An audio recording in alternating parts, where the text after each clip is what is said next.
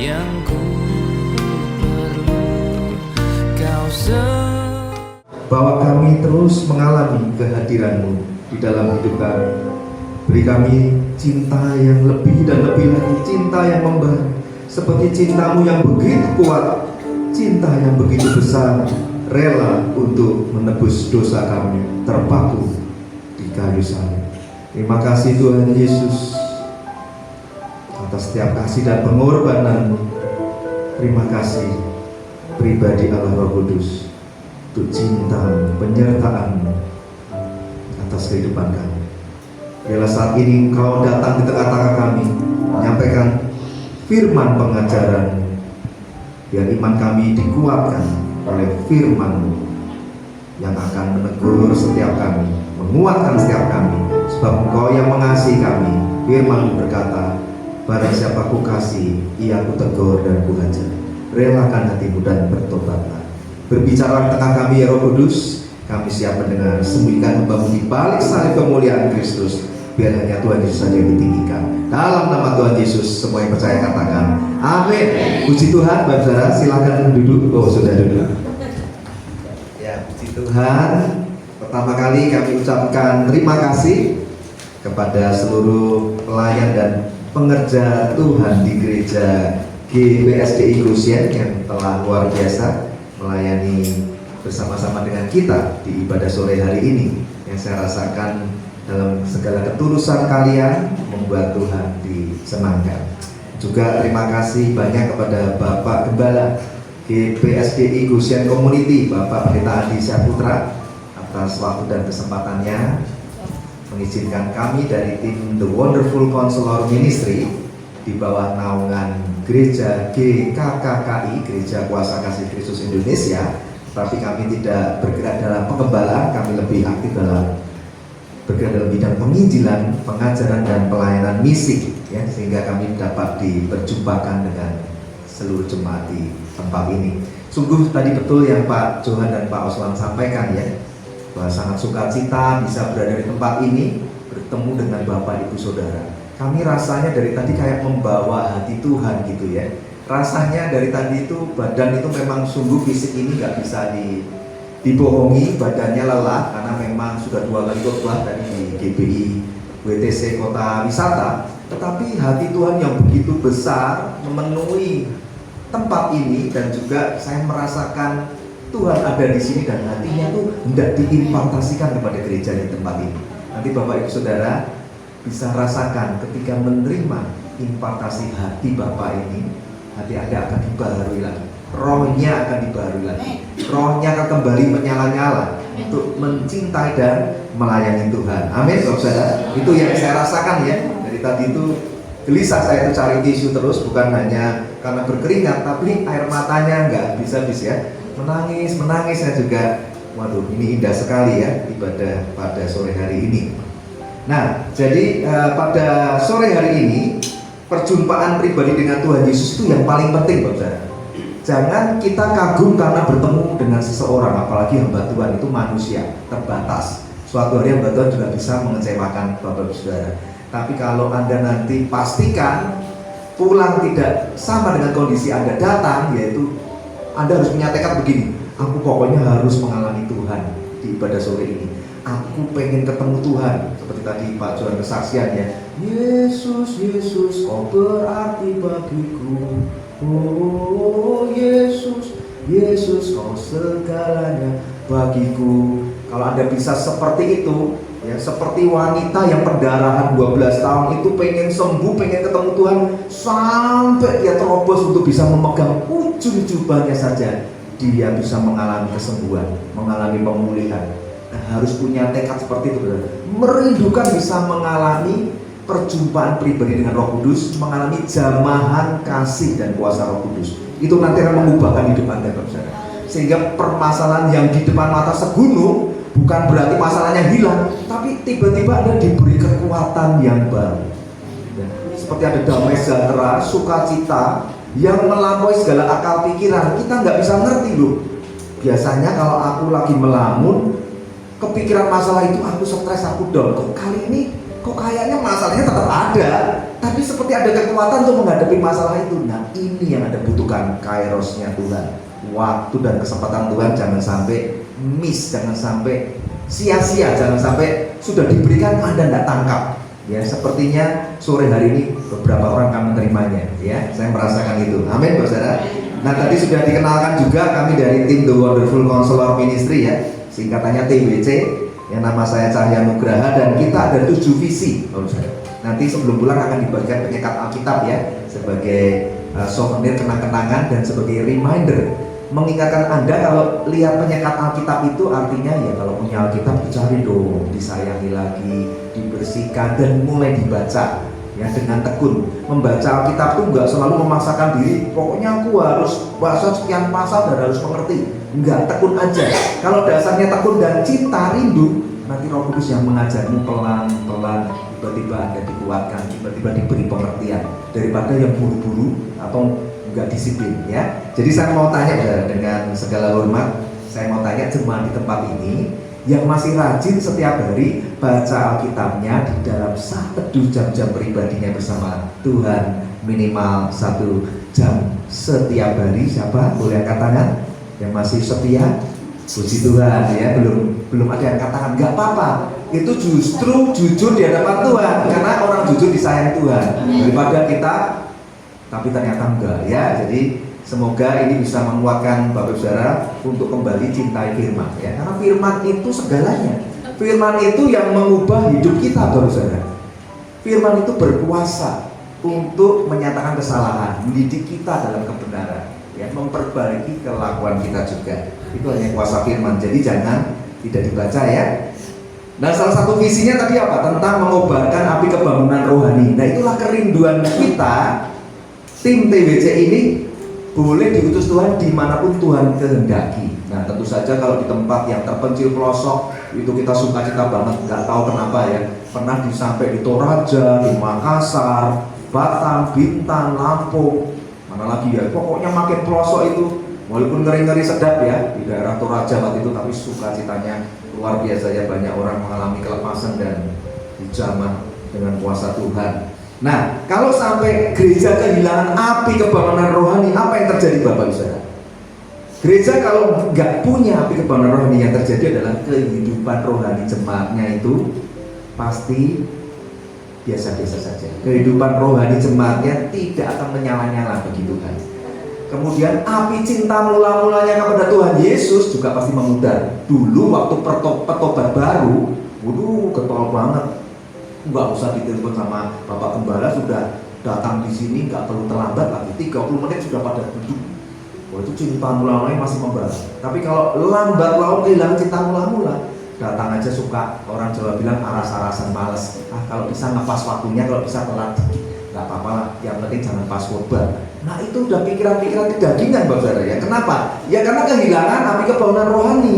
Jadi nggak ada rasa cinta lagi untuk berjumpa dengan Tuhan Yesus. Masalah hidupmu seolah-olah menjadi lebih besar daripada kuasa Tuhan yang sanggup mencintai dan menolong. Nah, kalau nyawanya aja diberikan, mosok jawaban atas masalah hidupmu dia tidak berikan. Nah, itu tantangannya ya. Iman kita diuji dalam kondisi yang sulit. Ikut Tuhan jangan hanya pas suka dan duka loh. Suami istri juga janji nikah kan juga dalam suka dan duka. Nah, sedangkan Tuhan di dalam lembah kekelaman justru dia berjanji di sanalah akan mengangkat kita dan kita jadi belajar yang namanya ketekunan, kesabaran. Justru dalam penderitaan itu kita mengalami Tuhan. Iman dan pengharapan kita makin kokoh di dalam penderitaan. Kalau nggak percaya Bapak Saudara, dikasih kekayaan, kemewahan, kenyamanan terus menerus, lupa sama Tuhan. Lah buat apa ujung-ujungnya di dunia enak, ujung-ujungnya maut karena melupakan Tuhan, tinggalkan Tuhan, saking enaknya, nggak ada penderitaan. Tapi semua yang ikut Tuhan itu mengalami proses penderitaan. Tuhan izinkan. Mana tokoh Alkitab yang nggak melalui proses penderitaan? Daud diurapi jadi raja, nggak langsung instan jadi raja, prosesnya nggak enak. Yusuf juga sama dan lain sebagainya ya. Kemudian kalau nggak ada api kebangunan rohani, kehidupan doa ada pasti juga padam. Dulu kalau diundang Pak Gem, ayo doa subuh, doa fajar. Waduh, semangat. Sekarang kalau bisa pura-pura WA-nya nggak dibaca sampai besok baru dibaca. Loh maaf Pak Gem, saya kesiangan gitu ya. Hati-hati loh ya. Itu ciri-ciri orang nggak punya api kebangunan rohani gitu. Terus kesetiaan ikut Tuhan menurun, komitmen hidup kudusnya juga mulai menurun. Dulu kalau bertobat sungguh-sungguh namanya dosa itu sudah nggak usah diingetin, sudah ditinggal. Sekarang karena kebenaran rohaninya drop, ya udah dosa mulai kompromi lagi. Setan bisikan dusta, udah kamu pusing kan, masalahmu nggak beres-beres toh. Nah kalau dulu kamu pusing kan enak, masih bisa sambil rokok, masih bisa sambil minum, masih bisa sambil judi, masih bisa sambil gosip gitu kan, dan lain sebagainya. Nah sekarang kan kamu pusing. Nah kita dibawa pada kompromi dosa masa lalu. Itulah kerjaan setan. Padahal dulu ketika kita berkobar-kobar meninggalkan dosa itu gampang. Nah itu penting sekali kebangunan rohani. Kemudian apalagi kalau gereja kehilangan kebangunan rohani, ya nggak punya kerinduan untuk bersaksi, beritakan Injil apalagi. Karena kebangunan rohaninya redup. Dulu kalau disuruh, ayo jamu jiwa, gua semangat, gak perlu diajarin, gak perlu diberitahu cara menginjil, tips penginjilan, oh udah otomatis.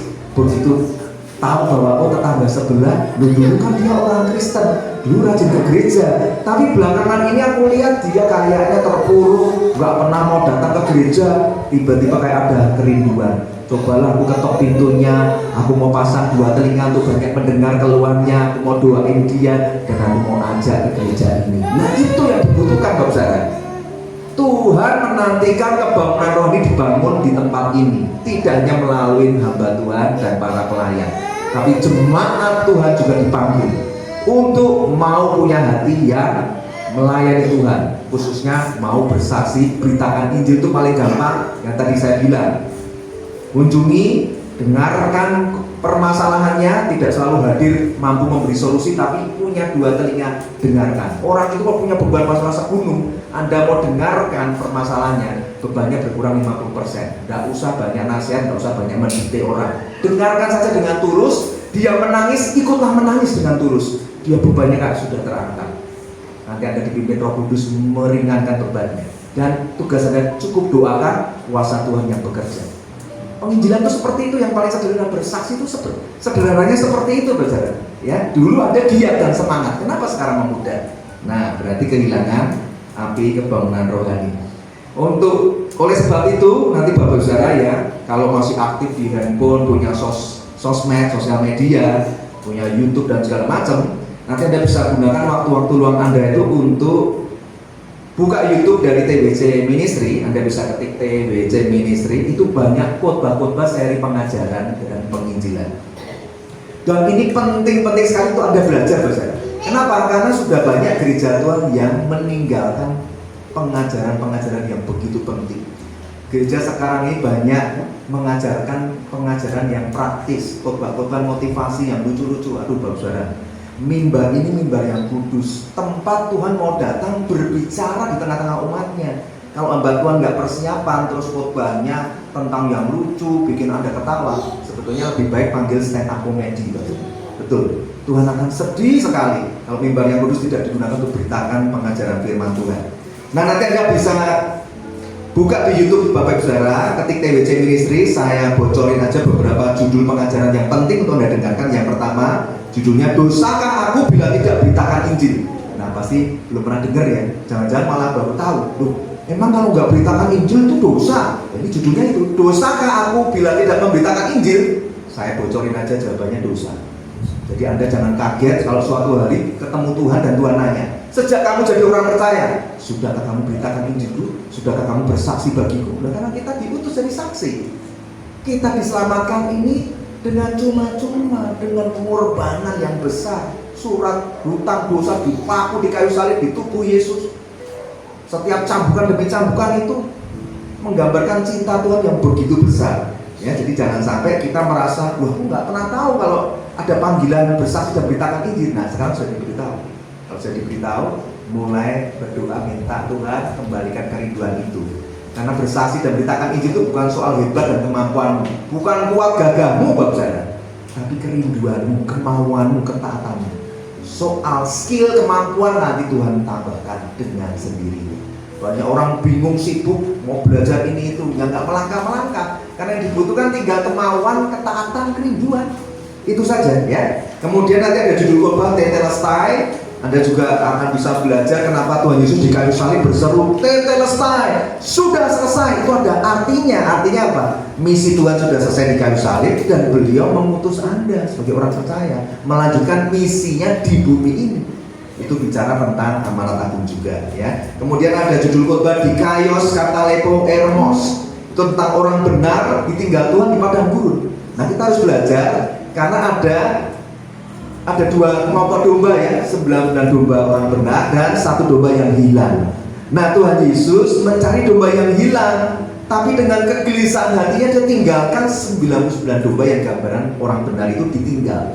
Nah, masalahnya bukan ditinggal di padang rumput yang hijau, di padang gurun. Nah, ini Anda harus belajar. Kenapa Tuhan tuh saking gelisahnya meninggalkan 99 domba ini di padang gurun? Kalau di padang rumput hijau ya enak. Mazmur 23, Tuhan adalah gembala, takkan kekurangan aku, ya kan? Dibaringkan di rumput hijau, wah menikmati banget. Di padang gurun nggak usah. Tuhan itu mau mengajak orang-orang percaya supaya mengerti hati Tuhan, bahwa anak manusia datang untuk mencari dan menyelamatkan yang hilang. Kok kamu gak mengerti isi hatiku? Sudah berapa lama kamu itu mengenal isi hatiku? Penuh dengan jiwa-jiwa. Denyut jantungnya Tuhan Yesus itu ya, kalau dicek sama dokter jantung isinya jiwa-jiwa. Makanya dia terpaku di kayu salib itu sudah nggak perlu komplain. Dia nggak ada keluh kesah. Seperti domba dibawa ke pembantaian, tidak berkeluh, diam menyerahkan nyawanya. Karena dia melihat jiwa-jiwa. Ya. Kemudian ada judul khotbah Epikemai Ananke Eungaliso. Ini bahasa Yunani ya. Itu artinya apa? Memberitakan Injil suatu keharusan bagiku. Belum pernah diajar, belum pernah mendengar khotbah seperti ini kan? Itu ada dasar firman yang 1 Korintus 9 ayat 16. Seorang rasul Paulus, rasul yang hebat, rasul yang sangat luar biasa pelayanannya. 1 Korintus 9 ayat 16. Ya boleh juga kalau multimedia mau bantu munculkan. Itu dikatakan begini, celakalah aku kalau aku nggak beritakan Injil. Kalau aku harus beritakan Injil itu nggak ada yang bisa aku megahkan. Justru aku ini celaka kalau nggak beritakan Injil. Nah, Anda harus belajar. Rasul Paulus aja ngerti loh bahwa memberitakan Injil itu satu keharusan. Kalau nggak dilakukan, ya Anda celaka. Maka Paulus bilang celakalah aku. Ya, Anda perlu dengarkan khotbahnya supaya ngerti. Terus harus bagaimana? Harus belajar ya supaya paham. Dan ada juga judul khotbah yang tentang benih lalang di antara gandum. Ya, ini tentang gereja Tuhan harus bangkit di akhir zaman. Kenapa? Karena banyak penyesatan di akhir zaman yang ditabur oleh iblis, menyusup ke dalam gereja, menyamar sebagai apa? Menyamar jadi pendeta palsu, gembala palsu, penginjil palsu, pengajar palsu, nabi palsu. Celakanya diberi kesempatan untuk naik ke mimbar dan mengajarkan ajaran-ajaran sesat. Anda sudah tahu lah di sosial media lagi ngetren ya, Kristen progresif gitu kan, seolah-olah bisa diselamatkan dengan usaha andil manusia melalui perbuatan baiknya. Kita langsung dibikin supaya otak ini mampu menerima yang masuk akal, padahal yang masuk akal belum tentu itu pikiran Roh Kudus. Seolah-olah begini, iya ya, Yesus yang maha kasih, masakan dia akan melempar orang yang sedemikian baiknya ini ke api neraka? Walaupun dia belum percaya Tuhan Yesus, nah itu sudah sesat. Hati-hati kalau iman pengharapanmu yang tadinya teguh berdiri hanya karena kasih karunia oleh iman dalam Yesus Kristus, tiba-tiba bergeser. Iya ya, nggak harus Yesus kok, asal lu buat baik, surga terbuka untukmu. Wah itu ngeri. Nanti kalau di akhir zaman Anda tertolak, jangan kaget. Ya, jadi doktrin dasar kekristenan ini harus teguh, tidak boleh bergeser karena pengajaran sesat. Nah, kenapa muncul Kristen progresif, Bapak Saudara? Ada yang tahu? Ya karena jemaat Tuhan, para hamba Tuhan, pelayan-pelayan pengerja nggak agresif untuk bersaksi, beritakan Injil. Bahkan tidak ada yang agresif mengajarkan firman Tuhan yang benar. Nah makanya yang sesat merajalela, karena nggak ada yang berdiri bagi Injil yang murni, berdiri memberitakan pengajaran yang sehat dan benar. Ya, oleh sebab itu Bapak Saudara, pada sore hari ini saya akan menyampaikan satu khotbah pengajaran buat Bapak Saudara dengan judul Exagorazo Kairos, ya, judulnya Exagorazo Kairos. Pergunakanlah sisa waktu hidupmu untuk memberitakan Injil. Itu judul khotbahnya ya. Nanti kita akan belajar bersama-sama. Dan sekarang ini saya mau cek, ya, cek jemaat di Goshen ini. Saya mau tanya, apakah Bapak Ibu Saudara ada yang tahu dan hafal akan visi misi gereja Goshen di tempat ini? Boleh angkat tangan? Boleh jemaat, pelayan, pengerja. Ada yang hafal visi misi? Minimal visi hafal satu dah, kasih diskon, kemurahan. Misinya hafal satu, ada? Ada yang angkat tangan? Kalau misalnya dikasih sayembara yang bisa nyebutin satu visi dapat kulkas plus ikan nila, ya kan? Nanti mancing sendiri, ketangkap masukin kulkas, ya kan? Ini kalau bisa ketawa biar nggak tegang. Tadi soalnya khotbah di GBI Kota Wisata dia ngomong begini, Pak, khotbahnya bagus sekali Pak pengajarannya, tapi Bapak kurang banyak ketawa jadi dia tegang. Ya khotbah pengajaran kalau banyak ketawa nanti nggak jadi pengajar ya. Ada yang tahu dapat kulkas ini? Pak Adi udah senyum-senyum, nanti dalam hatinya Pak Adi, oke Pak, saya yang bayarin ya. Kalau dapat kulkas Bapak angkat tangan, berarti sudah yakin bisa ini. Silakan Pak, misinya apa? Memberkati dan diberkati.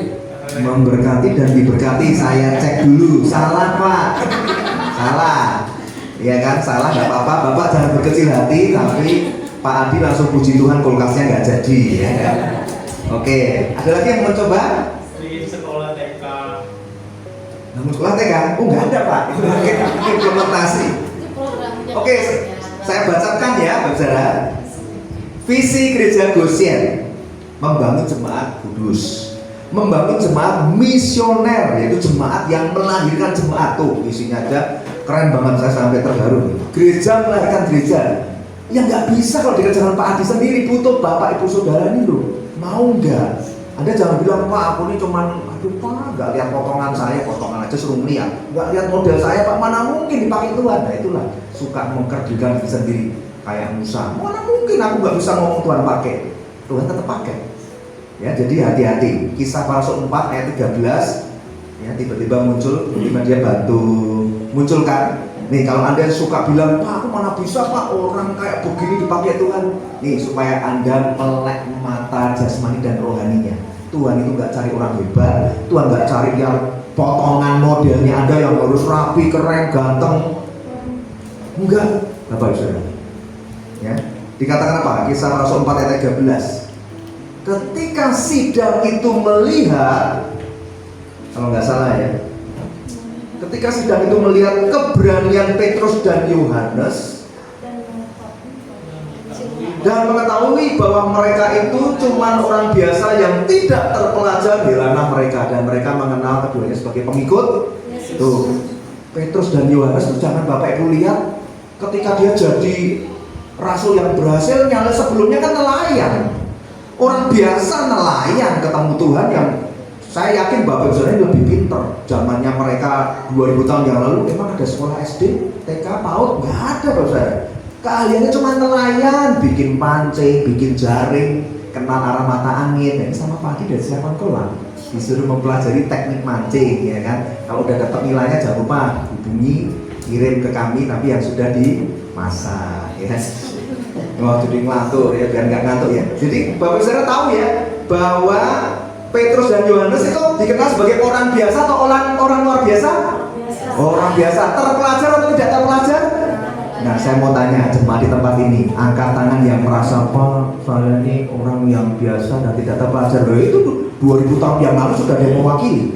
Nah, kalau mereka bisa dipakai Tuhan, dahsyat luar biasa. Petrus itu sekali khotbah 3000 orang bertobat. Bukan hebatnya Petrus, ada Roh Kudus yang menyertai. Jadi dia ngerti sejak dipakai Tuhan, yang penting itu hidupnya dijaga betul, hidup kudus, rindu melayani Tuhan, dan selalu bilang, Tuhan aku mau melayani, pakai aku Tuhan, Engkau tahu aku nggak bisa apa-apa, aku nggak punya apa-apa, aku cuma punya hidup. Itu udah penting banget. Tuhan tuh paling seneng daripada begini. Kalau Tuhan itu Bapak kita itu kalau punya beberapa anak, dia seneng anak yang model yang seperti ini. Tuhan, aku ini anakmu, aku berterima kasih Kau telah menebus aku dan mengangkatku jadi anak. Tapi aku itu nggak punya apa-apa Tuhan, kekayaan nggak punya, kepandaian nggak punya. Kau tahulah Tuhan, aku ini yatim piatu. Apa yang bisa aku banggakan Tuhan? Apa yang bisa aku berikan untuk melayanimu? Tapi aku rindu melayanimu dan aku hanya punya hati dan seluruh hidupku. Nah itu cukup. Langsung sama Tuhan dibuangkan cek. Oke, ini yang gua butuh, ini yang gua cari. ACC, oke, pergi. Aku memutus. Tiba-tiba boom, pelayanannya dahsyat. Itu yang dialami Petrus dan Yohanes. Ketimbang Tuhan lihat nggak gue? Wah, beda. Tuhan lihat gue dong. Lihat nih Tuhan. Nih, gue bisa bangun pelayanan Tuhan. Jangankan Goshen, nanti di Cilengsi gue bangun 3 Tuhan. Apalagi di Tuhan yang gue bisa perbuat buat kamu. Gue berat Tuhan langsung ini next, dicari yang lain. Ini next. Nah sampai ketemu yang datang ke Tuhan cuman bersimpu, berlutut dan menangis. Tapi Tuhan udah ngerti, dia hanya bisa menangis. Tuhan, apa yang bisa ku beri bagimu? Aku gak bisa apa-apa. Nah ini yang justru dicari. Ini masuk kandidat. Ini aku mau pakai kamu. Coba Anda cek. Daud kan masuk perhitungan nggak? Anaknya Isai itu nggak masuk perhitungan. Dia cuma gembala kambing. Kok dipilih? Sampai Tuhan bilang apa? Apa yang dilihat manusia itu dibenci Allah, tidak dilihat. Justru yang dilihat manusia tidak dilihat Allah. Karena Allah melihat kedalaman hati manusia. Jadi patokannya itu adalah hatimu. Saya juga sama Mbak Zara. Saya nggak bisa bermegah di hadapan Tuhan. Saya tuh bersyukur Tuhan tuh masih mau melirik saya dan bisa dipakai itu karena hati. Saya juga berseru Tuhan, aku cuma punya hati. Apa yang mau bisa disombongkan di hadapan Tuhan, Bapak? Semuanya itu nggak ada artinya di hadapan Tuhan. Kekayaanmu, kepandaianmu itu nol di hadapan Tuhan. Jangan pernah mengadu sesuatu kekuatan di hadapan Tuhan. Semuanya nol. Itu kita tuh minus di hadapan Tuhan. Ya, jadi visinya membangun jemaat kudus, membangun jemaat misioner, jemaat melahirkan jemaat, gereja melahirkan gereja, kemudian membangun jemaat yang mengalami kuasa pemeliharaan Tuhan. Nah, ini misinya yang keren ini. Misi membangun, memperlengkapi jemaat menjadi pelayan Tuhan.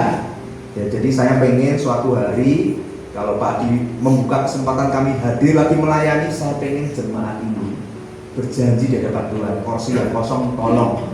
Tugas Anda bawa jiwa, nggak usah banyak bicara atau banyak menjelaskan yang Anda belum mengerti. Penginjilan yang paling gampang pakai hati.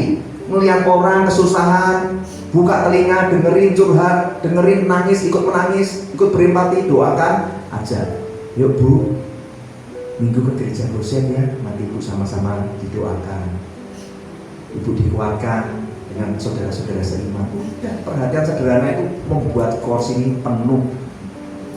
Amin bersama. Dan saya rindu ada jemaat yang tiba-tiba nanti ngomong sama Pak Gembala, Pak Gem, saya juga pengen jadi singer, saya pengen juga Pak jadi WA, boleh nggak saya dilatih, diperlengkapi. Ada juga nanti ibu-ibu atau bapak-bapak tiba-tiba datang ke Pak Gem dan bilang gini, Pak Gem aku nggak bisa apa-apa, bahkan aku tepuk tangan aja males Pak, apalagi nyanyi.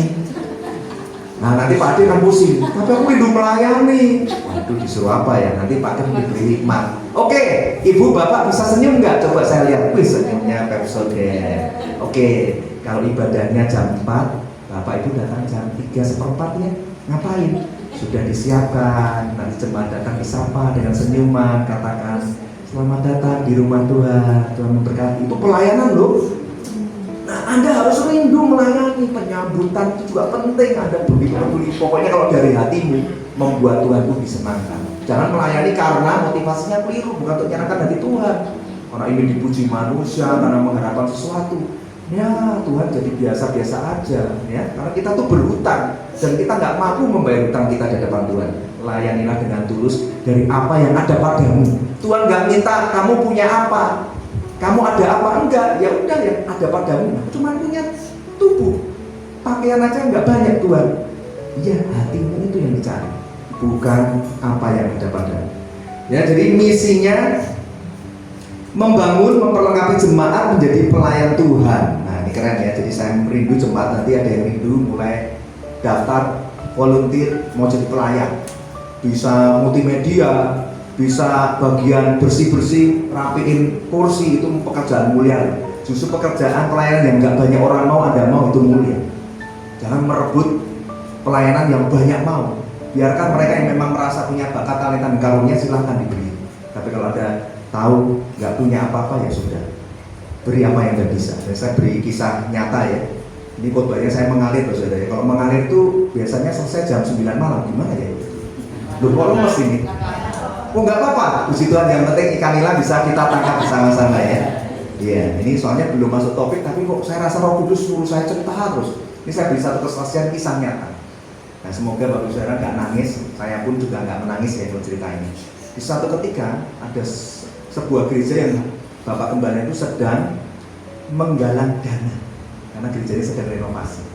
Jadi di tengah-tengah khotbah dia sampaikan intinya menggerakkan jemaat, ayo dong yang peduli, gereja ini butuh Anda untuk membangun. Jangan pelit, intinya begitulah. Ayo persembahan, sehingga gembala ini nggak kehabisan akal, dia membangun kotak persembahan. Ya, kotak persembahannya bukan dari bahan kayu, tapi dari bahan akrilik, sehingga kan transparan kelihatan ya. Jadi dia bilang begini, oke, nanti selesai khotbah ini, penyembahan pujian untuk kolektor dimainkan, saya minta jemaat mulai maju ke depan dan memasukkan uang persembahan. Beri yang terbaik buat Tuhan ya. Itu bayangkan. Kalau kotaknya transparan, Anda memasukkan uang logam, kan bikin heboh, bunyi dan kelihatan siapa yang ngasih logam. Anda memberi yang kecil, rasanya gimana? Aduh, langsung ngasih 2.000, 5.000, ya uang tukang parkir aja dikasih 2.000, sekarang udah marah ya, menghina gitu kan? Tapi kasih Tuhan 2.000. Kalau mau ngasih yang biru sama yang merah gitu ya, mana ya? Itu juga buat hidup minggu depan gitu kan. Jadi kan itu kayak terintimidasi ya, nyemplungin dengan tertunduk gitu.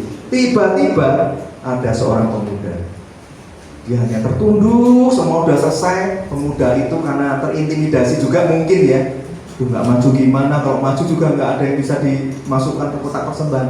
Dia memutuskan kalau ini kotak persembahan, dia berdiri di sebelahnya, berdiri dan menunduk seperti ini, dan tangannya tuh begini bos, ini terus. Sampai Bapak Gembalanya bingung, ini kenapa ya? Begitu selesai ibadah, pemuda ini tak kunjung pergi, masih tetap berdiri di kotak persembahan itu. Akhirnya Bapak Gembala heran dan bertanya, apa yang kamu lakukan? Kamu kenapa kok berdiri? Dan dia menangis, dia bilang begini, Bapak Gembala, saya tuh rindu memberi persembahan yang terbaik buat Tuhan, tapi aku tuh nggak punya apa-apa Pak. Uang pun aku nggak punya, dan aku menyadari aku nggak mungkin masuk ke kotak persembahan, tapi aku mau mempersembahkan diriku buat melayani Tuhan. Kira-kira apa Pak yang aku bisa berikan? Kalau Bapak mau membangun gereja ini, merenovasi, saya punya keahlian untuk jadi tukang Pak. Bahkan bersih-bersih gereja pun saya mau. Wah, itu luar biasa. Di mata Tuhan, persembahan pemuda ini itu seperti persembahan seorang janda miskin yang memberi 2 peser dimasukkan kotak persembahan, ketimbang persembahan orang-orang kaya memberi karena bukan dari yang terbaik, dia beri pada Tuhan.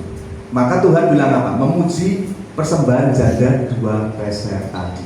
Nah, kalau Anda pelajari kata peser itu dalam bahasa Yunaninya, kitab bahasa Yunaninya di Perjanjian Baru itu bahasa Yunaninya lepton.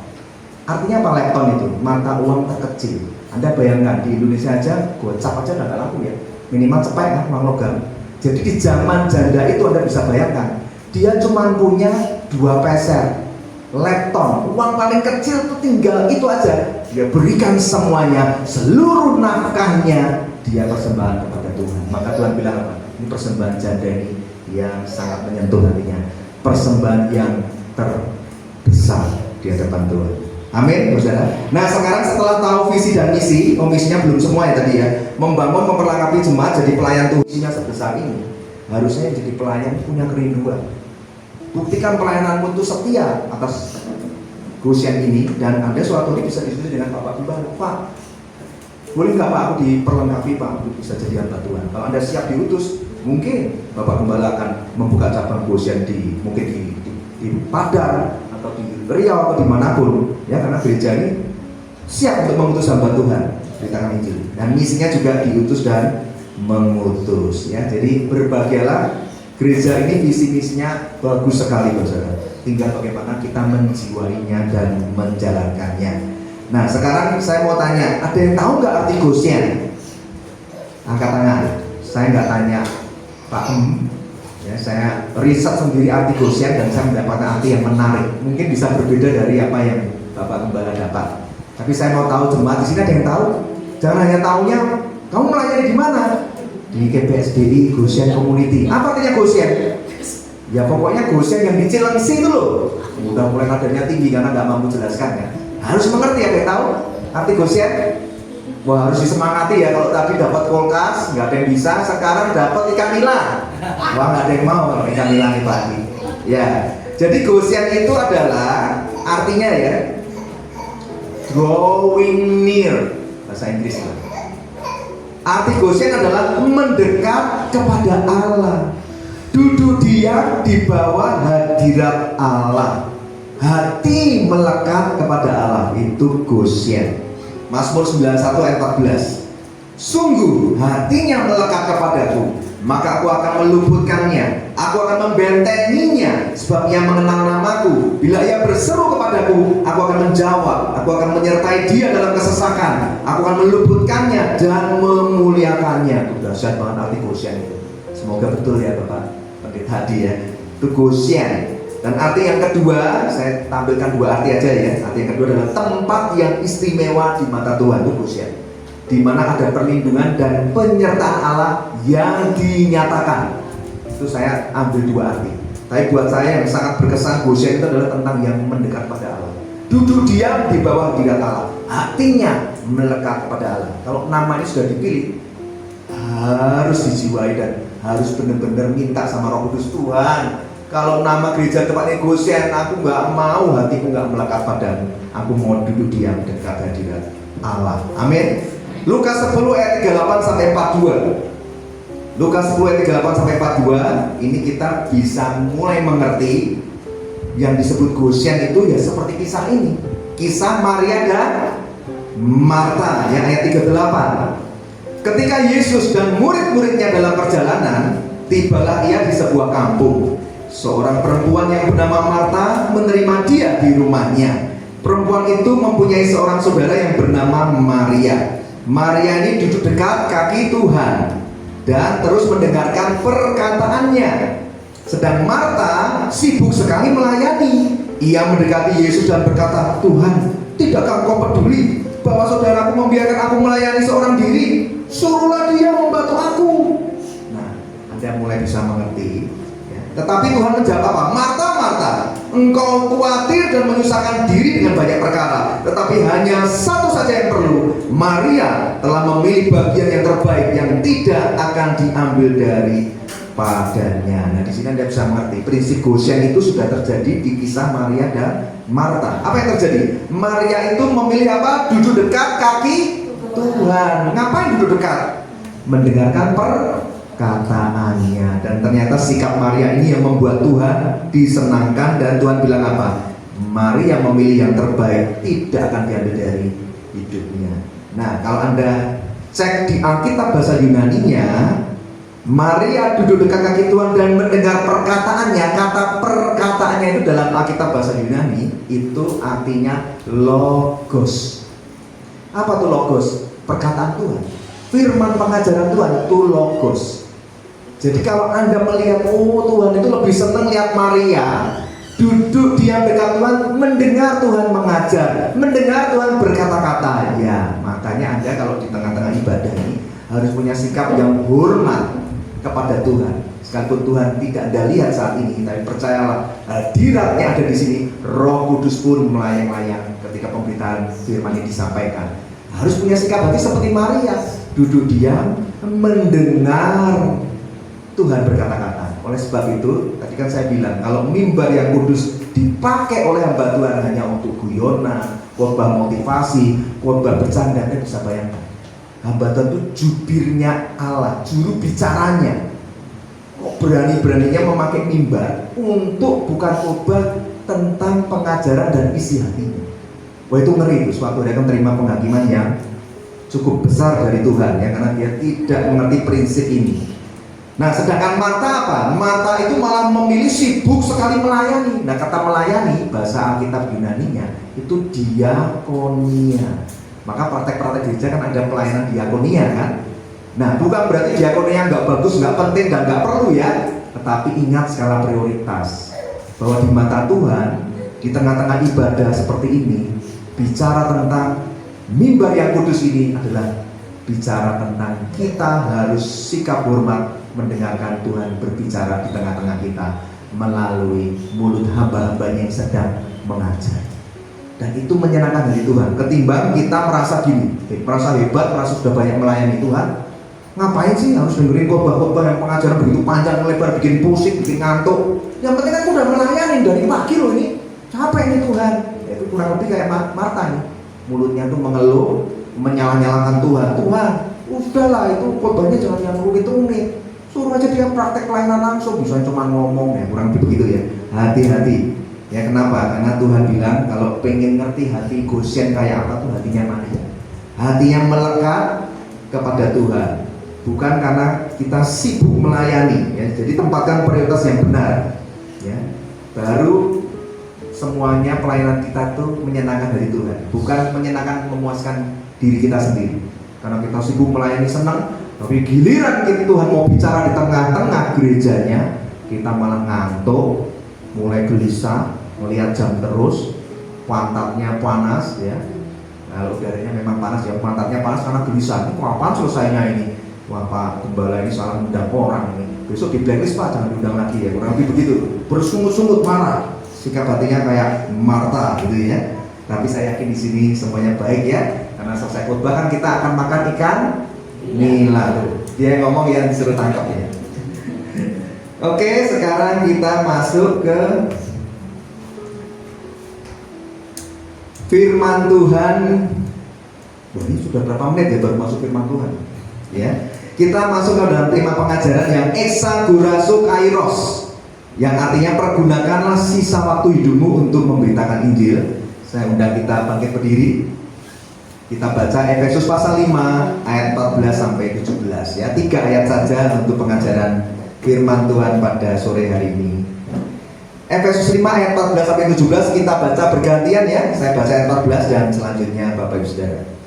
Itulah sebabnya dikatakan, bangunlah hai kamu yang tidur, dan bangkitlah dari antara orang mati, dan Kristus akan bercahaya atas kamu.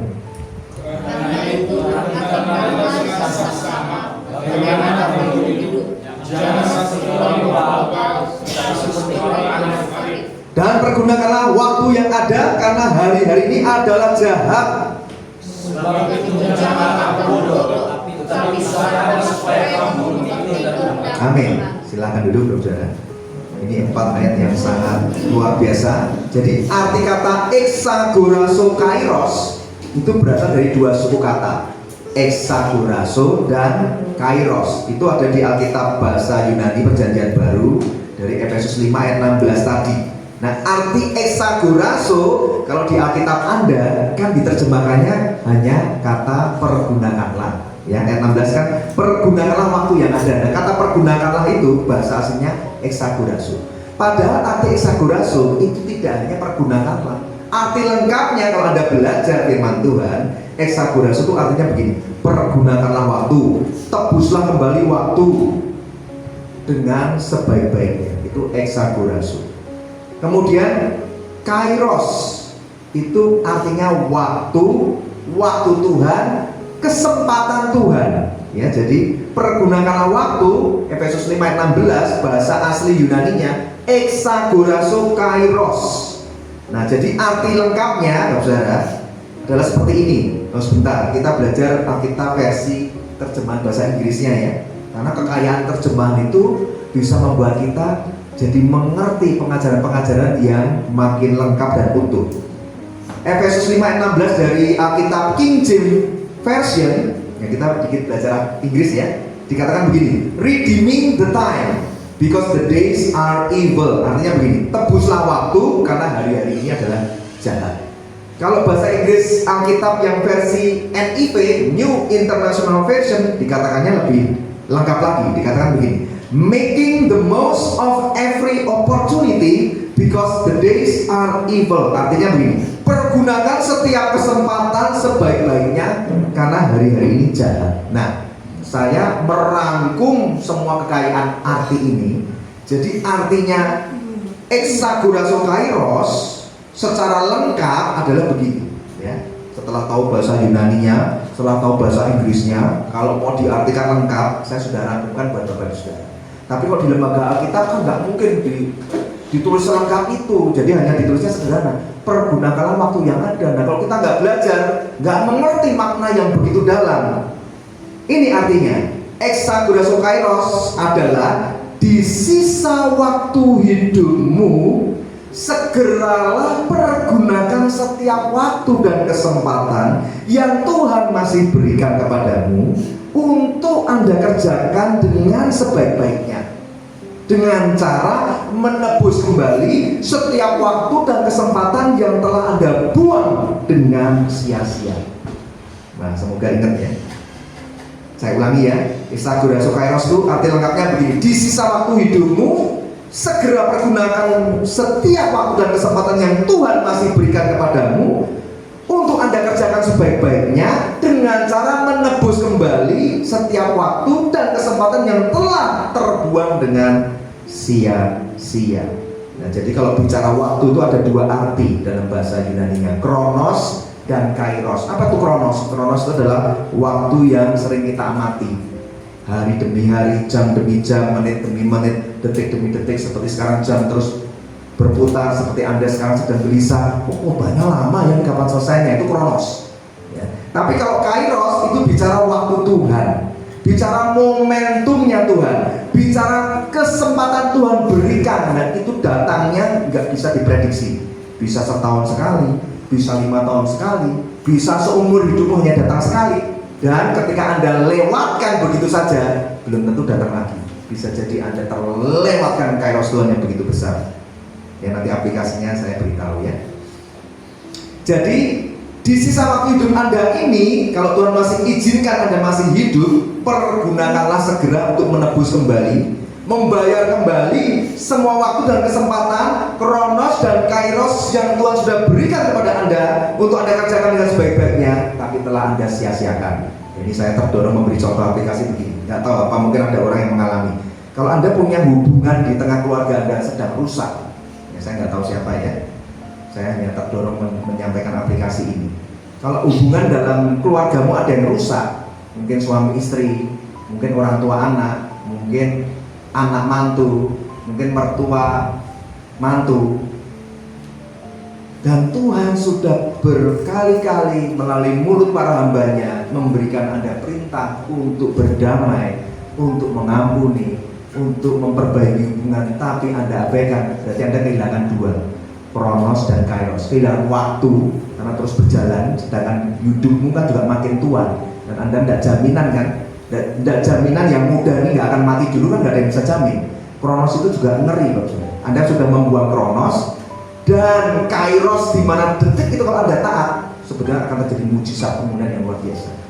Tapi Anda tunda karena kekerasan hatimu. Wah enak aja Pak Adi mah ini bilang saya suruh ngampuni suami. Coba Bapak kalau kawin sama suami saya, itu kan kasihan Pak Adi. Masa disuruh kawin sama suami Ibu gitu kan? Maksudnya Pak Adi kan baik Ibu. Berdamailah dengan suamimu. Setelah itu suamimu itu brengsek. Tapi karena dia belum mengerti kebenaran, doakan dengan sungguh-sungguh.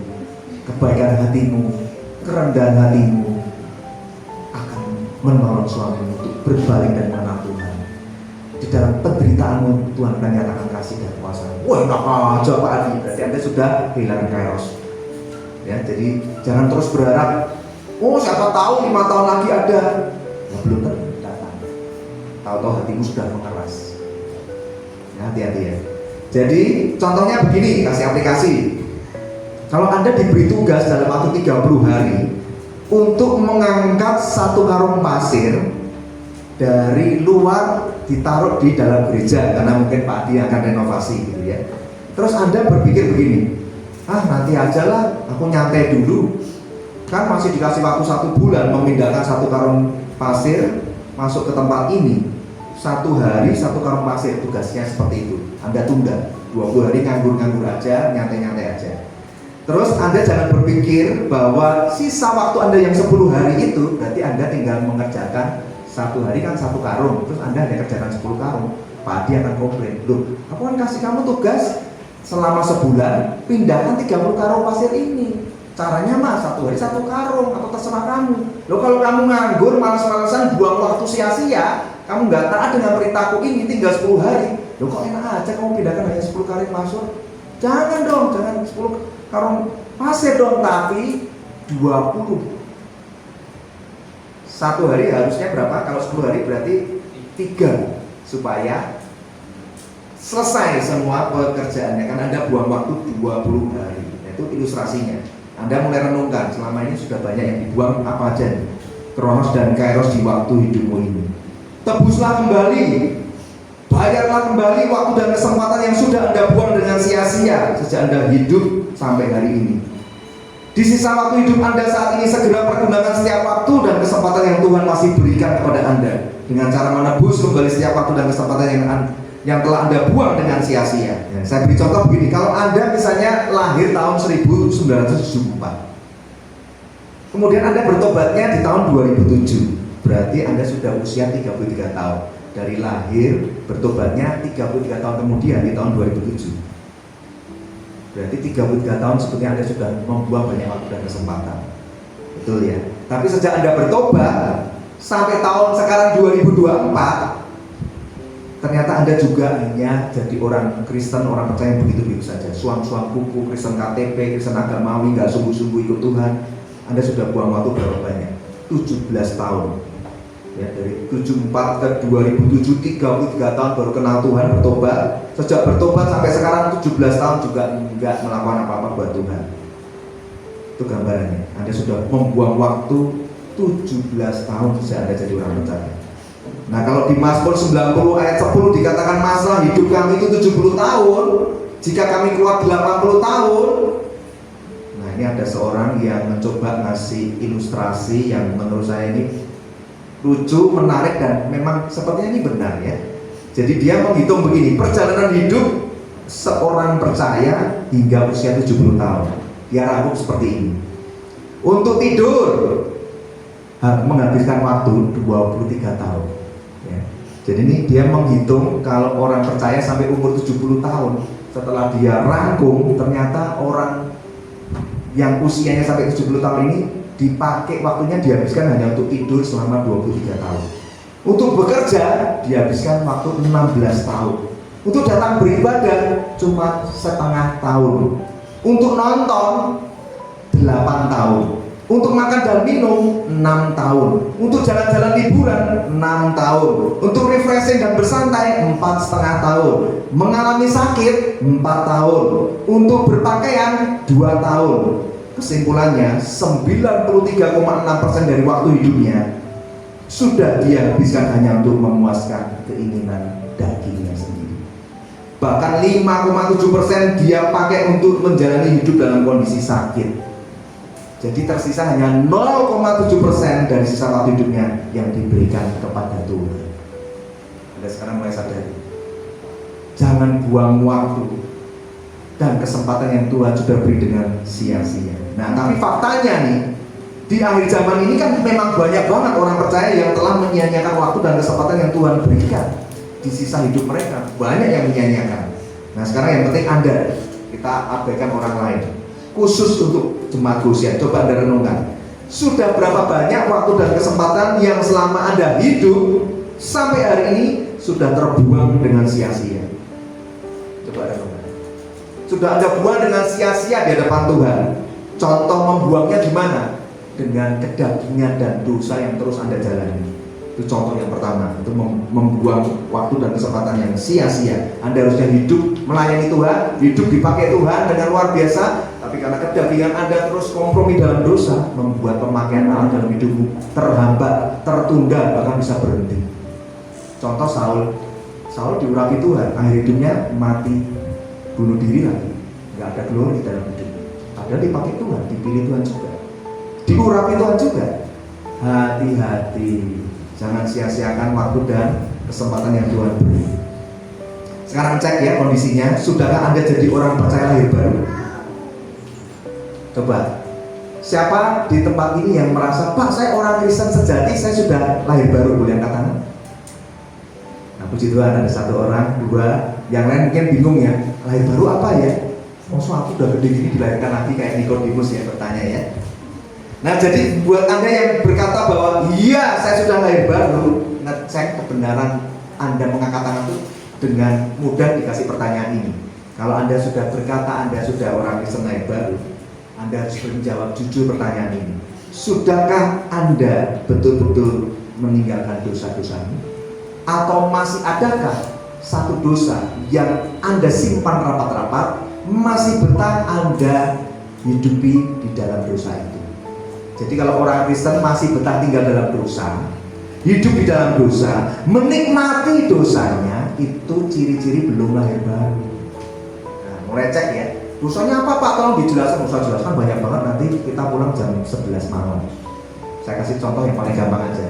Dosa dendam, dosa kepahitan, dosa pecah belah, dosa perzinahan, dosa perselingkuhan, dosa okkultisme, ikut ke gereja ya tapi masih percaya mistis ya, jadi Tuhan ya setan yes, kan bingung itu namanya apa? Ini orang suami-suami cuma Tuhan bilang kamu nggak panas nggak dingin, aku memuntahkan kau dari mulutku ya. Di kitab Wahyu pasal 3, kalau Tuhan memuntahkan umat Tuhan dari mulut Tuhan, itu simbol Tuhan tuh enak.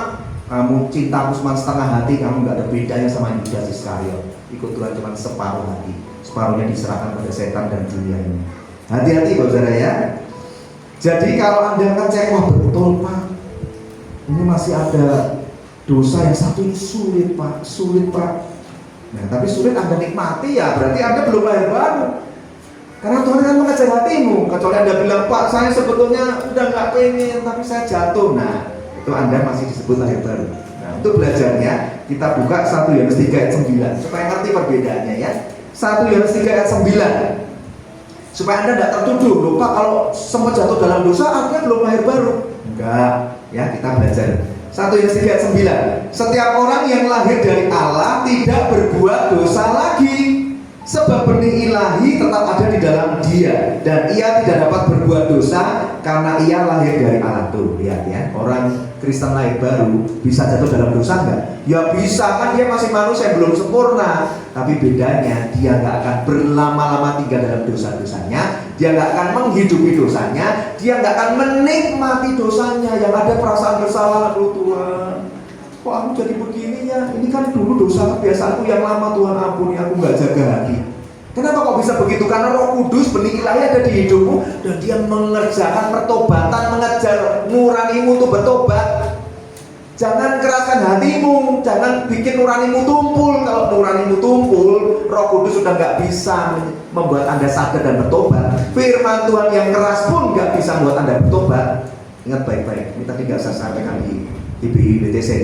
Kalau Roh Kudus sudah nggak bisa menegurmu secara langsung, firman Tuhan yang keras nggak bisa menegurmu secara langsung, hamba-hamba Tuhan yang dipakai untuk menegurmu juga tidak mampu membuatmu bertobat. Lihat, tinggal satu aja nih cara membuat bertobat. Tinggal satu kesempatan. Apa itu? Pengalaman hidupmu yang pahit. Itu nanti membuat Anda pilihannya dua. Kembali sadar balik pada Tuhan, atau malah putus asa, Anda akhirnya benar-benar tinggalkan Tuhan, murtad. Masih untung kalau nggak bunuh diri. Jadi hati-hati, cara kerja setan begitu.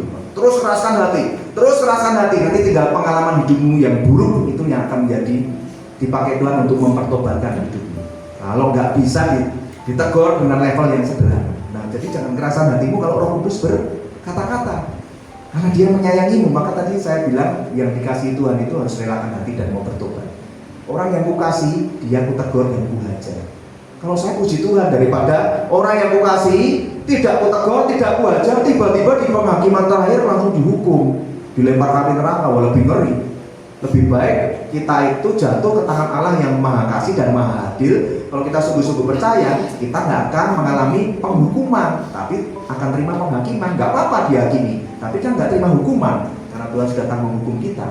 Tapi kalau Anda nggak sungguh-sungguh, nah itu yang mengerikan, saudara ya. Ya, jadi sudah mengerti ya, orang yang sudah lahir baru dari Allah tidak mungkin terus-menerus berbuat dosa. Udah itu kuncinya. Tidak mungkin terus-menerus hidup dan menikmati dosanya. Ia bisa jatuh dalam dosa, tapi ia juga bisa bangkit kembali. Amsal 24 ayat 16. Orang benar bisa jatuh 7 kali, tetapi orang benar juga pasti akan bangkit kembali. Tuh, itu orang percaya lahir baru itu begitu. Dia jatuh, bangkit lagi karena ada Roh Kudus yang menolong. Mazmur 37 ayat 24. Orang benar yang sudah jatuh tidak akan tergeletak, karena Tuhan akan menopang tangannya. Ya, jadi Anda sekarang sudah bisa tahu ya, kalau Anda mengaku, Pak, saya sudah orang percaya lahir baru nih. Nah, ngeceknya gampang. Kalau masih terus-menerus tinggal dalam dosa, menikmati dosa, berarti Anda belum orang percaya lahir baru. Anda belum orang percaya yang sungguh-sungguh hidup dalam kasih karunia-Nya. Anda juga bukan orang Kristen yang sejati. Nah, itu ngeri karena upahnya dosa itu maut. Dan Anda belum menyadari betapa menjijikannya dosa itu di mata Allah yang Maha Kudus. Anda belum mengalami betapa indahnya kesucian di mata Allah. Habakuk 1 ayat 13. Matamu terlalu suci untuk melihat kejahatan, engkau tidak dapat memandang kelaliman. Ya, Allah itu panjang sabar dan penuh kasih.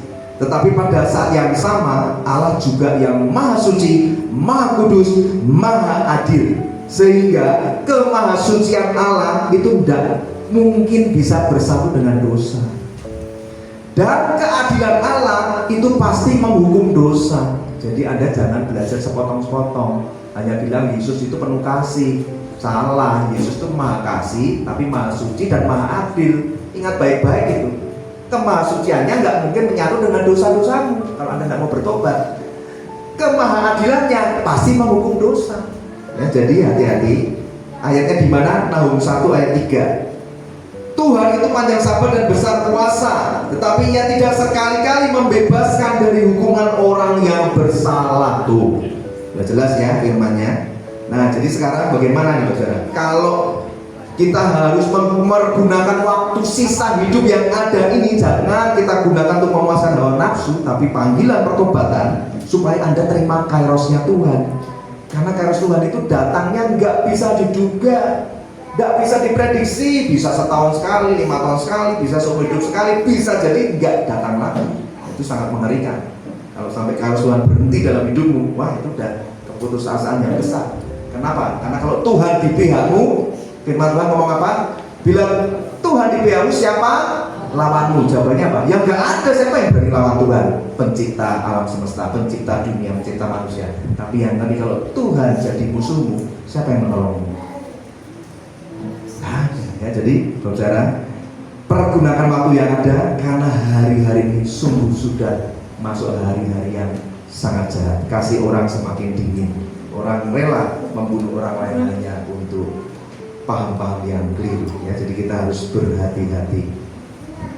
Jadi pergunakan sisa waktu hidup yang Anda miliki saat ini untuk menebus kembali, membayar kembali semua waktu dan kesempatan yang sudah Anda buang dengan sia-sia.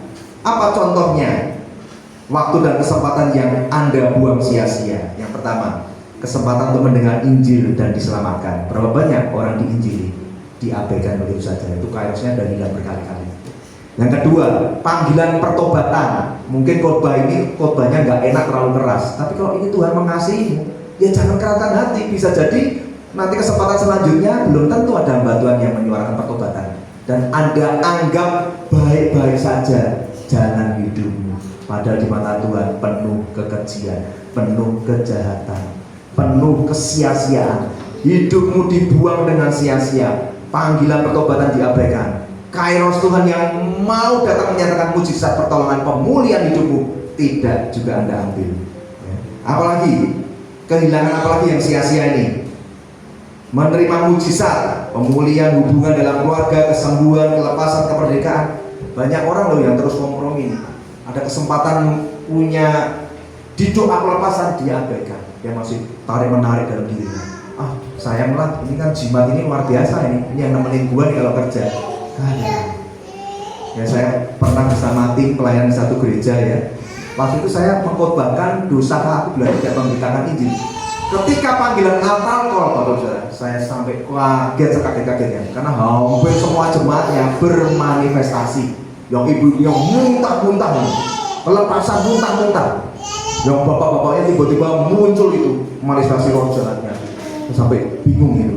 Semua datang maju ke depan, rebah karena menghadapi Roh Kudus, bukan menghadapi saya manusia biasa ya. Saya heran sekali sampai seperti itu ya. Jadi Bapak Saudara juga mesti hati-hati, jangan kompromi dengan dosa, karena dosa itu celah membuka iblis masuk dan menguasai hidupmu. Kemudian apa yang disia-siakan lagi? Kesempatan untuk menyenangkan hati Tuhan. Ayat 14, itulah sebabnya Efesus 5 ayat 14 dikatakan begini. Bangunlah hai kamu yang tidur, Coba dicubit kanan kiri, kamu jangan tidur dong, gitu ya.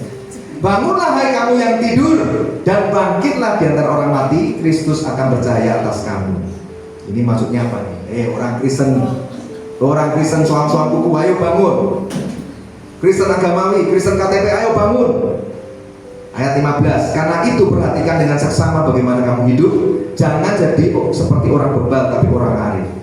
Ini maksudnya begini, jangan jadi orang bebal, melainkan menjadi orang arif. Orang arif itu apa ciri-cirinya? Memperhatikan dengan seksama cara hidup yang berkenan di hadapan Tuhan. Ayat 17, sebab itu janganlah kamu bodoh, tetapi usahakanlah supaya kamu mengerti kehendak Tuhan. Jangan jadi orang bodoh, melainkan jadi orang arif yang mengerti kehendak Tuhan. 1 Petrus 4 ayat kedua, supaya waktu yang sisa jangan kamu pergunakan menurut keinginan manusia, tapi menurut kehendak Allah. Nah sekarang saya tutup. Kehendak Allah itu apa? Kehendak Allah itu adalah Allah memanggilmu untuk punya kerinduan pergi bersaksi dan memberitakan Injil. Itu kerinduan yang paling besar. Tadi sudah saya singgung ya. Jadi jangan Anda abaikan. Nah, kenapa kok orang percaya itu harus punya kerinduan bersaksi dan memberitakan Injil? Ini saya bukakan, ada survei dari Barna. Tadi saya sudah kirim ke Bapak Gembala ya, kalau bisa dimunculkan. Jadi kalau Anda pelajari survei dari Barna ini seperti begini. Kalau waktu Pilpres kan ada lembaga Quick Count. Kalau Anda lihat Quick Count kan Anda nggak bisa bilang ini Quick Count palsu. Enggak, itu akurat. Margin of errornya itu kecil. Kalau sudah ditetapkan pemenangnya si A, ya dia yang menang, nggak mungkin keliru. Nah, survei Barna kurang lebih seperti itu. Ini lembaga yang kredibel, sudah puluhan tahun, lembaganya ada di Amerika, dan dia melakukan yang namanya survei memotret kondisi kekristenan yang ada di dunia dan di Indonesia. Khusus kekristenannya, dia betul-betul survei, ditanya satu-satu dan dirangkum. Nah, ini hasil rangkumannya. Ternyata orang Kristen di dunia dan di Indonesia itu dikelompokkan ada 4 kelompok. Yang pertama, kelompok Kristen yang disebut prodigal atau ex-Kristen. Apa tuh artinya? Prodigal itu adalah kondisi di mana mereka sudah tidak lagi mengidentifikasikan dirinya sebagai orang Kristen. Mereka dulunya seorang Kristen, tapi sekarang sudah meninggalkan iman percayanya. Jadi kalau ini saya kelompokkan yang paling gampang, ini prodigal disebut Kristen murtad. Ya, prodigal itu adalah Kristen murtad. Nah, populasi Kristen murtad atau prodigal di dunia ini ada 21%. Nah, kalau cuma orang Kristen di dunia ini ada 2,38 miliar, 21%-nya adalah 499 juta. Ini angka yang gede loh, jangan main-main ya. Orang Kristen di dunia itu ada 2,38 miliar, yang murtad hampir 500 juta. Nah, udah lama nggak usah dipikirin yang di Indonesia. Oke, yang di Indonesia orang Kristen itu ada 29 juta. Dari 300 sekian jumlah penduduk, yang Kristen cuma 29 juta. Kalau yang prodigal itu ada 2%, berarti Kristen murtad di Indonesia ada 2,4 juta. Itu yang jenis Kristen pertama, Kristen murtad. Kemudian apalagi yang dipetakan sama Barna ini? Yang kedua adalah jenis Kristen, kelompok Kristen yang disebut nomads atau lapsed Christian. Apa nih artinya? Kondisi di mana mereka tetap mengaku sebagai orang Kristen, tetapi sudah tidak lagi ikut beribadah, sudah tidak lagi pergi ke gereja. Ini gampangnya saya sebut Kristen KTP. Ya, nomads ini Kristen KTP. Populasinya di dunia ada 37%, alias 880 juta. Di Indonesia ada 15%, berarti 4,4 juta Kristen KTP. Ya, yang mulai ngerti ya, banyak ya Pak ya yang nggak sungguh-sungguh dalam Tuhan, banyak. Yang ketiga, kelompok Kristen yang disebut habitual church goers. Artinya begini, kondisi di mana mereka masih datang ke gereja nih, tetapi sudah tidak lagi memiliki iman dan kepercayaan yang inti dan kokoh tentang kekristenan.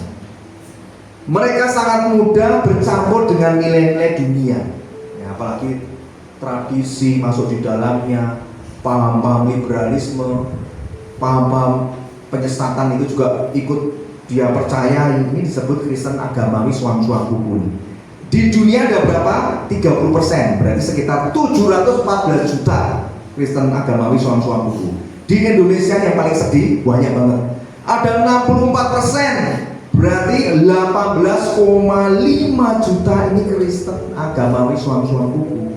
Dan yang memprihatinkan di Indonesia paling banyak, ada 64%. Jadi gambarannya begini, kalau di tempat ini kumpul 10 orang Kristen mengumpul 10 orang, itu sudah dapat dipastikan 6 orang pasti Kristen agamawi suam-suam buku.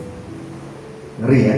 Yang keempat, kelompok Kristen yang disebut silent disciple. Ini kondisi di mana mereka sudah disebut sebagai murid Kristus yang aktif hadir dalam acara ibadah, terlibat di gereja, percaya otoritas Alkitab dan penebusan Kristus, dan bergairah mewujudkan imannya, aktif melayani Tuhan. Ini disebutnya gampangnya gini, ini murid Kristus yang sejati. Di dunia ada berapa? Ada 13%, berarti hanya ada 309 juta. Di Indonesia hanya 20%, berarti hanya sekitar 5,8 juta orang Kristen sejati. Ini adalah gambaran orang-orang yang dibenarkan Tuhan, orang-orang yang sudah tercatat namanya di kitab kehidupan, orang-orang yang sudah pasti masuk dalam kerajaan surga kalau dia detik ini mati dipanggil pulang Tuhan. Sedih banget ya. Hanya 5,8 juta orang. Terus yang lainnya kemana? Ya tadi, ada yang murtad, ada yang KTP, ada yang agamawi suam-suam buku. Itu kalau nggak bertobat sungguh-sungguh itu dilempar ke api neraka. Jadi kesimpulannya begini, kita jadi teringat firman Tuhan di Lukas 13 ayat 22. Ketika Tuhan sedang mengajar, ada seorang murid Tuhan yang ngomong begini, Tuhan, sedikit saja kan orang yang akan diselamatkan? Lukas 13 ayat 23. Terus Tuhan jawabnya begini, jawab Yesus pada orang di situ, berjuanglah untuk masuk melalui pintu yang sesak itu, sebab aku berkata kepadamu, banyak orang berusaha masuk tetapi tidak akan dapat. Dikuatkan lagi di Matius 7 ayat 13. Masuklah melalui pintu yang sesak itu, karena lebarlah pintu dan luaslah jalan menuju pada kebinasaan, banyak orang masuk melaluinya. Betul kan, ternyata dari 4 kelompok tadi lebih banyak yang masuk ke pintu yang luas dan lebar jalannya kan, yaitu kebinasaan. Karena sesaklah pintu dan sempitlah jalan yang menuju pada kehidupan, dan sedikit orang yang mendapatinya. Oh pantesan, dari 29 juta Kristen di Indonesia cuma 5,8 juta. Terus harus bagaimana? Kita harus bangkit loh. Ini gereja Gosen ini saya sampai merinding terharu lihat baca visi-misinya. Gak ada gereja yang mau punya misi jemaat melahirkan jemaat, gereja melahirkan gereja. Kenapa nggak mau? Butuh ini men, butuh the point aja, butuh duit. Kalau Bapak Gembala Anda punya hati yang besar, pengen pelayan, pengen jemaatnya, ayo jadi pelayan, pengen pelayannya, ayo jadi hamba Tuhan, pengen jemaatnya lahirkan jemaat, gereja lahirkan gereja, ini misi yang besar. Hati Tuhan begitu besar diberikan pada Bapak Gembala di tempat ini. Apakah Anda mau terus memutuskan jadi kelompok Kristen yang nomor 1, 2, dan 3? Kalau Anda mengaku, Pak, saya kelompok Kristen yang keempat, murid Kristus yang sejati, sudah pasti Anda pertama tinggalkan dosa-dosamu. Sekecil apapun yang Anda sadari, Pak, saya masih kompromi, saya masih nikmati dosa yang ini, Pak, saya nggak mau bertobat. Saya pernah melayani bersama tim di satu gereja, itu ibu-ibu pelayan itu, teman-teman saksinya. Ketika maju ke depan antar kau dia rebah itu bermanifestasi, saya bilang udah biarkan saja. Saya bilang ini tidak akan bisa diusir roh jahat yang dalam hidupnya karena dia nggak mau mengampuni. Betul, kalau nggak salah sama Pak Hasan di interview tanya, Bu mau mengampuni? Belum mau. Kaget. Jadi membiarkan hidupnya terus dibelenggu oleh roh kepahitan sehingga bermanifestasi dan setan nggak mau pergi. Lah setannya kalau diusir kan bilang begini, lah kamu nyuruh gua pergi ya nanti gua balik lagi loh. Kenapa? Karena belum mau mengampuni. Hati-hati ya, jadi ini sangat serius. Jadi bagaimana saudara? Mari pergunakan sisa waktu hidupmu ini untuk sungguh-sungguh menebus kembali waktu dan kesempatan yang telah terbuang dengan sia-sia. Pertama, bertobat sungguh-sungguh. Yang kedua, mulai hidupi visi misi gereja Gosen ini. Ambil bagian melayani di gereja ini. Jangkau jiwa dengan cara yang gampang, ajak ke tempat ini biar didoakan rame-rame oleh Bapak Gembala dan para pelayan di tempat ini. Itu tugas Anda, itu menyenangkan hati Tuhan. Amin. Saya undang semua bangkit berdiri. Kau tunjukkan kasih setiamu,